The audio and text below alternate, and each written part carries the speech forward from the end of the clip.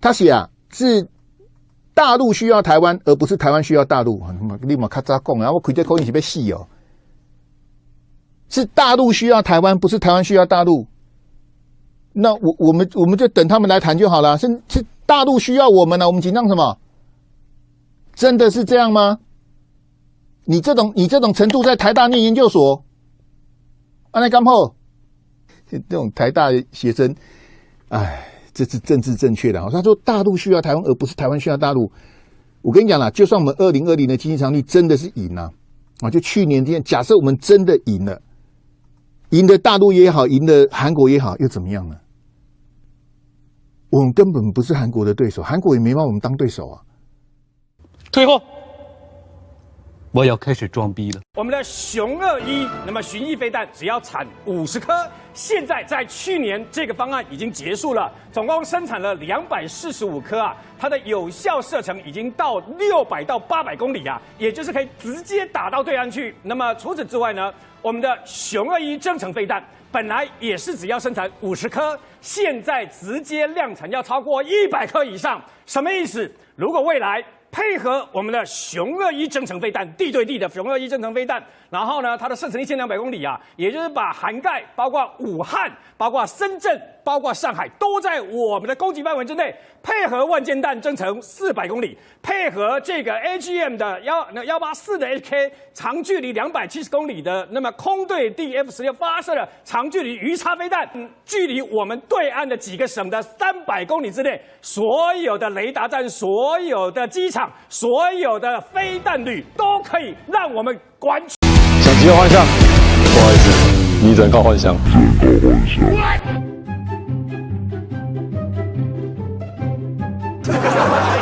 F16可以带到9个 G， 但是遇到我送2个 G，GG。IDF 是的骄傲，但打败你会更骄傲。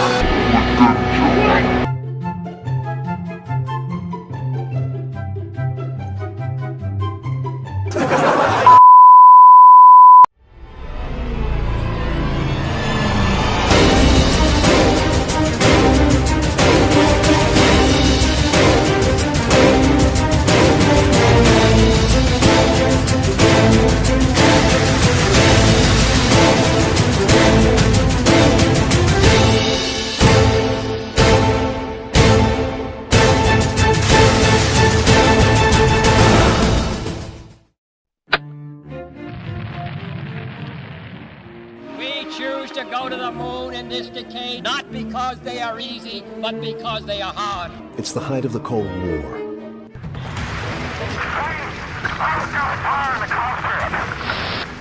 It's one small step for man, one giant leap for mankind.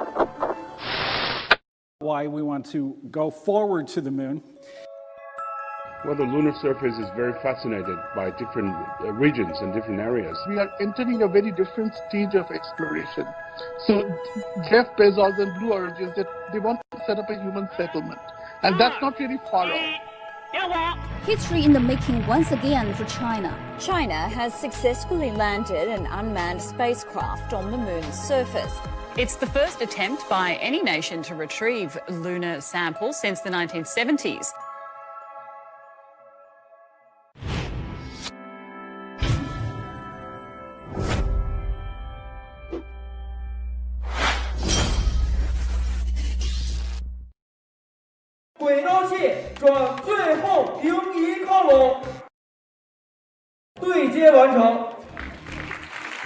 The spacecraft will then stay in orbit for a few days, waiting for an optimal window to return to Earth.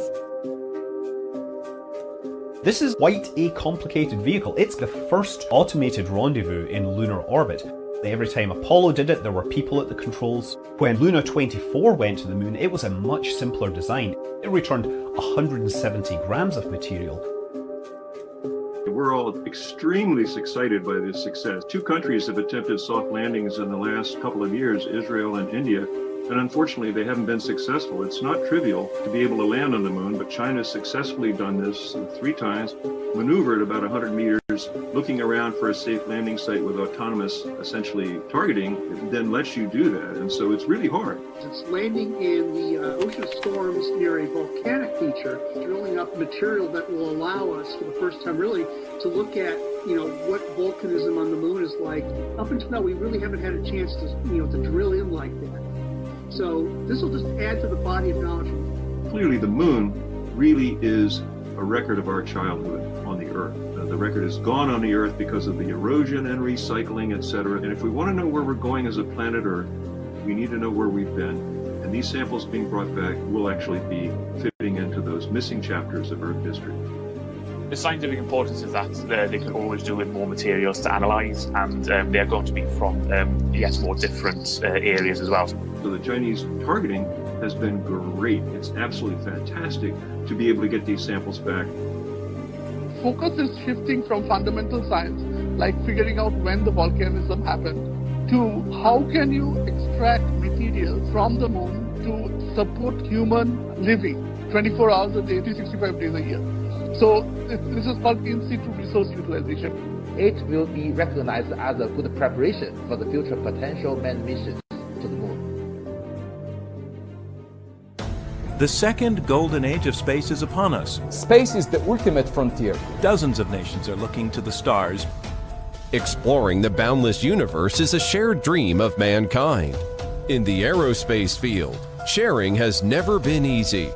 In 1994, China applied to join the US-led International Space Station program, but was rejected on the ground of prevention of the spread of spatial technology. Later, the US introduced the law that bans any satellites containing American parts from being launched by China. However, China's progress in the aerospace field didn't stagnate. In 2003, it secured a major breakthrough when it became the third country in the world to send a human into space. 10 years later, China hit another milestone, successfully landing an unpiloted spacecraft on the moon. It was the first soft landing since the Soviet Union's success in 1976. More Chinese cheers in January 2019 in a global first. A lunar probe touching down on the far side of the moon. In May 2018, China announced the formal opening of its space station. China said it was open to space cooperation with all nations, including the United States, and would reserve payload on its space station for foreign projects and astronauts. I see several areas in which it should be improved. It is necessary to bring political decisions that need to say that in piloted space missions, we will go together with China. Space exploration, it's like a global activity, and we should be undertaking as a global community. There's so much to do. It's such a broad undertaking, and it's going to be so expensive, and there's so much to learn that there's just no way that any one country can do it by itself. I would like to see more collaboration between China and the US and between all the nations of the world in space exploration. China's becoming a comprehensive space power. It's doing so on the back of its wider modernization of its economy and military and infrastructure. And space is part of modern economic and military development. So that is it's entirely normal behavior.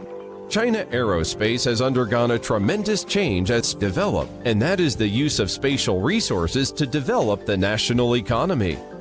According to statistics, among over 1,100 new materials in China, over 80% are created with the help of aerospace technology.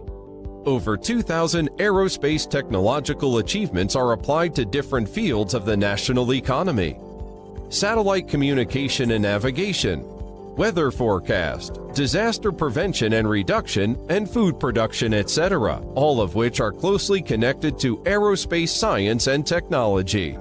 I think all this development will be to satisfy market, to consumers' needs. And the consumer needs are things that they need for the normal daily life. I think this is the future for new space, and China, I think, is very well prepared for this new space. China developing its space systems of all kinds according to its own timetables and is not rushing about it either. It's taking its time to do it right. So when we talk about China's space program, it's important to think of it as exploration.